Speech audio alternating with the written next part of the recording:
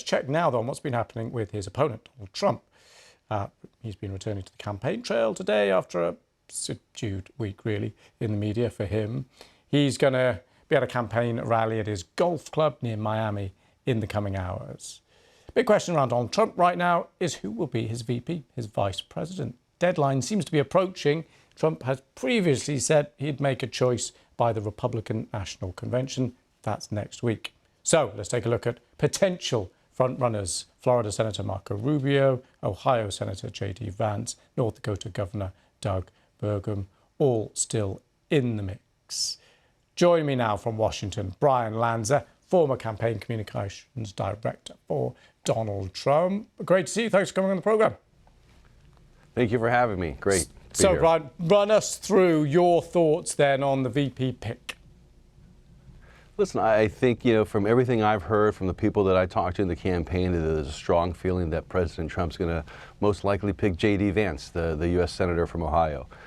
My understanding is his appeal to the young people is going to play a significant role. He's 39 years old. He'll be the second youngest VP in American history. That in itself is a step in the direction of including the youth vote, which has been drifting away from the Democratic Party. And so JD, the senator hits a good message there. He comes from, basically poor, working class roots, and he worked his way up. He's a veteran. He carried the suburban districts in Ohio, which at one point was considered a swing state. So from a plus to the campaign, JD seems to hit several key landmarks that President Trump needs, and more importantly, he articulates the message, almost as good as President Trump, but just not as good as the president. Interesting. Are there any potential downsides for going with him? Yeah, I think people were looking at President Trump making some type of historic signal to the African American community with U.S. Senator Tim Scott. I think there was some excitement related to that, but I think it's since dwindled.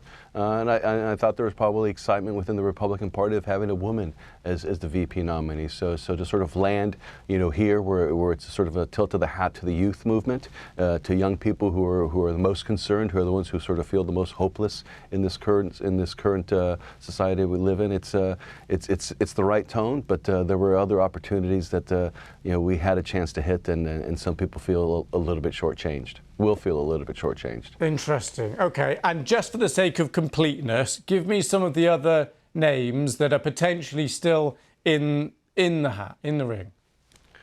Well, you have U.S. Senator Marco Rubio, who made a strong case. He has a broad appeal to the establishment base, to the CEOs who sort of like that stability that Marco brings. He would be the establishment, touch to that. I think he's done a tremendous amount of jostering, of connecting with the president in the last 2 years that catapulted him to the top three. And the other one is current Governor of North Dakota, Doug Burgum, who being a businessman very much understands the president. They very much speak the same language, and they handle problems the same way. I think you have to remember President Trump's a businessman, and the governor of North Dakota, Burgum, is also a businessman. So they handle difficult problems much differently than politicians. They look for the hard tasks to do, and they look to solve the problems, whereas politicians run away from that. So that's why you've seen a lot of sort of conversation that the governor has made a tremendous amount of inroads with Trump and his inner circle, is because they basically speak the same language and analyze problems very much the same way. Interesting. Brian, thank you so much for talking us through that. Not long for us to wait and find out. Appreciate